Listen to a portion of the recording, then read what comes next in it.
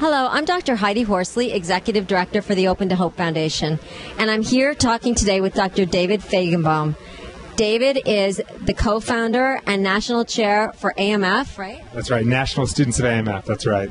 The National Students of AMF. He also has a medical degree from the University of Pennsylvania, a master's degree in public health from Oxford. Yes, from Oxford University. And he is getting his MBA from the Wharton School at University of Pennsylvania. So, David, tell me, how did you get into this field? And tell me more about what AMF is. Sure. So, during my sophomore year of college, I lost my mom to a terminal brain tumor.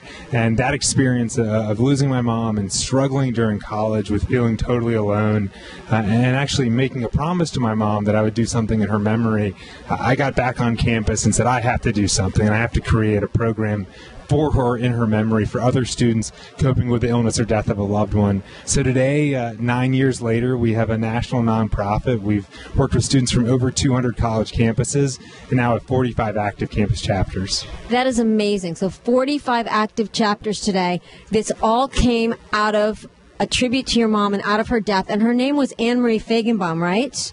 That's right. So we're called National Students of AMF, and AMF standing for her initials, Anne-Marie Fajegenbaum, and also Ailing Mothers and Fathers.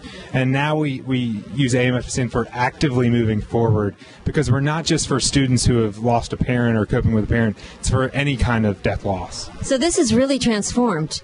And now it stands for Actively Moving Forward, which I love, because Open to Hope is all about how do we actively move forward after a loss? And you are certainly an amazing example of how that happens. And can you just tell us, why are support groups so impactful for students? So losing a loved one during the college years can feel incredibly isolating. And what's so interesting about how isolated students feel is that actually the research indicates that quite a few students do lose a loved one during college. Research indicates about 40% of college students will lose a loved one within a 2-year span. So there are a lot of students that have experienced loss, but because no one talks about it, everyone feels completely alone. So peer-led support groups provide a forum for students to express their emotions, but also to identify themselves as, I've lost someone, in a safe, comfortable, uplifting environment where they can meet other people who have also gone through a similar loss.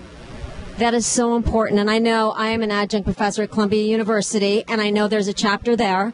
And I want to tell all the students out there that are grieving, please see if your university has a program and a group. And if not, where can they find you and where can they start their own? So come to our website at studentsofamf.org, and we have an incredible program director, Carrie Thompson, who she started a chapter of AMF at UW Green Bay, and now she helps to start chapters across the country. So we've got a great person who will help you out, and we've got resources from working with students from over 200 campuses.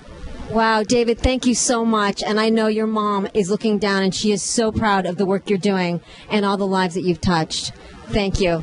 Thank you so much. That's the best compliment you can give me. So thank you so much.